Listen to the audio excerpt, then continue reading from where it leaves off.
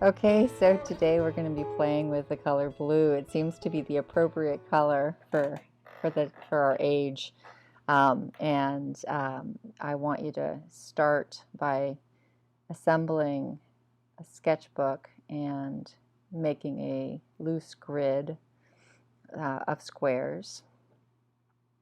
And what I have out are two different versions of blue. I have a cobalt blue and a cerulean blue, but you can use any blues you want. And then one yellow, one red, white, black, and a medium, which is just to extend the paint. I'm using acrylics. You could do this in oils, inks, watercolors, colored pencils, markers, probably in those instances, you'd have to do some finagling just to get the color variations going. But what I'm doing here is I want to create a painting that has squares of blues. And I want the blues to move. I want them to move from straight blue to light blue to warm blue to cool blue. I want to look at the properties of each particular pigment. Cobalt blue and cerulean blue are different pigments, and they have different qualities right off the bat. I want to look at dark and light. I want to look at tweaking, and I want to look at how I'm responding as I go. So you can see I'm not moving in a particular order. I began from left to right, and then at some point I just started to go down and across. And this is because I can't really go in a straight line for very long. I rebel. And I want you to notice, above all, how this process feels to you. So yes, we're learning about color mixing. I'm using a round brush.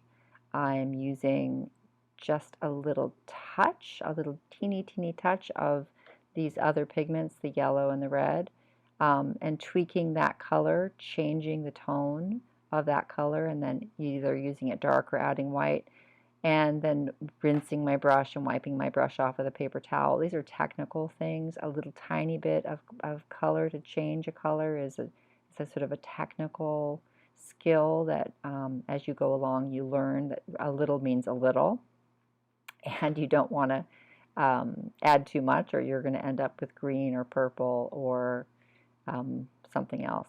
And how much white do you need to add to something to lighten it to the lightness that you want? And how much lighter, how much change do you have to make something look different from what you just did a minute ago? So this isn't about making a color chart that you refer to with naming the colors on the side and thinking about, okay, I'm going to come back to this one day when I want that particular color. That's a different thing. This thing is painting, making a painting of blues, and following your intuition, following it in terms of how you want to change the color, following it in terms of how do you want to move across the page. Notice if you feel like you want to go up or down or left or right, and just do it. Notice if you dislike something that you made, repaint it. Notice if the thinness of the paint is pleasing to you, or if you want, as I discovered, I really wanted it to be more robust. So I switched to thicker paint. I switched to using more paint, I should say. I didn't change up the paints. I switched from a round brush to a square brush. I just noticed as I was going along that I wanted something different from what I was experiencing. And I want you to notice that as you're playing with these colors. I want you to notice how many incredible variations there are that you can get simply using a small amount of one or two other pigments. The darkness, the lightness, the warmth, the coolness, the texture A thin layer of pure cobalt blue compared to a thick layer of cobalt blue looks really different. So those are just things you're noticing as you're going along and playing with. I made organic squares. You can use a ruler if you would prefer. But I really like the idea of making things that are not perfect and working within parameters that don't ask you to be perfect. I find it to be a much more forgiving space for myself to and get into and to play with. I don't want to spend my energy fussing with myself about, oh, you went over the edge, or this square intruded on that square. If I dislike it, I will change it. I can go back and repaint it. But I don't want this to be about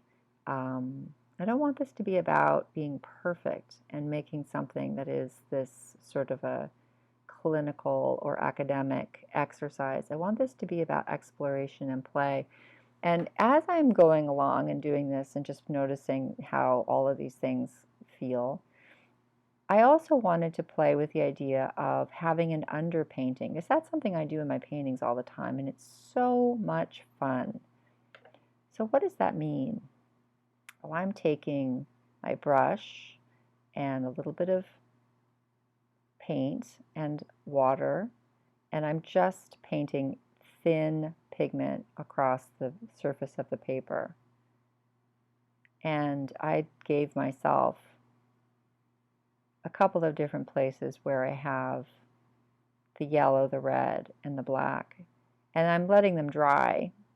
And then I'm going back on top of them to see what happens when you have a color over another color, because I find that to be something that I really enjoy. And it just popped into my head as I was playing with this exercise that that could actually be something that might occur to you, and or it might not occur to you, and so I'm suggesting it as something to play with as well. And when you take a pigment over a dry pigment, sometimes you obliterate it. Sometimes your secondary layer is thin enough that that under layer actually breathes through, which can be really pleasing. It can be really a surprise when you have areas of paint not quite joining to see that there is actually another color underneath them. And that's something that I do a lot when I'm painting.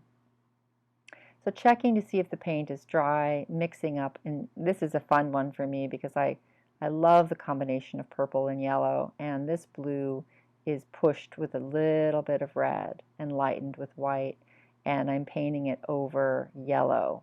And so that glow of yellow is coming through that purpley blue, and it's a slightly different effect than you get when you actually add a touch of yellow to a purpley blue.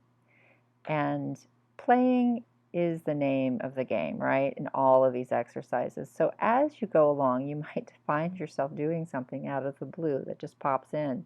Let it be. I got really excited when I saw that little yellow square show up, and I thought, I'm just letting that sit there, and it's going to sit there and make all those other blues even more blue, even more interesting, because it's just a little surprise. It's a little contrast. And it surprised me, and I'm always trying to surprise myself when I'm painting.